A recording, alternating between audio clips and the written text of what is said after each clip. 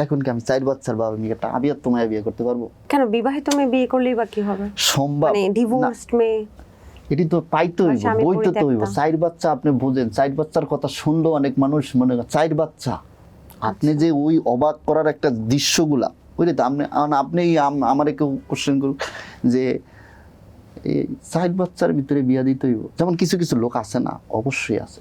কারণ আমার কথা হইলো যে যেটা নিয়ে আমি পারুম না লড়াই করতে, এটা তো আমার লড়াই করার প্রয়োজন নাই। আমার কথা হলো আমার সন্তানগুলো আস্তে আস্তে একটু বড় হোক, সব কিছু বুঝুক, তখন চিন্তা ভাবনা করা যাবে যে ভাই কি করা যায়। আমার মেয়েটা যদি ওগুলো 4 জনের কাবার দিতে পারে, আর 4 ভাই বোনে যদি কাবার দিতে পারে, যেমন বড় মেয়েটা যদি ওগুলো সুন্দরভাবে গোছায় রাখতে পারতো, তাহলে সেই ক্ষেত্রে আমার কোনো সমস্যা ছিল না। এখন আপনার বাচ্চাদের বয়স কত? সবার বড়টার কত বছর? 10.5 বছর।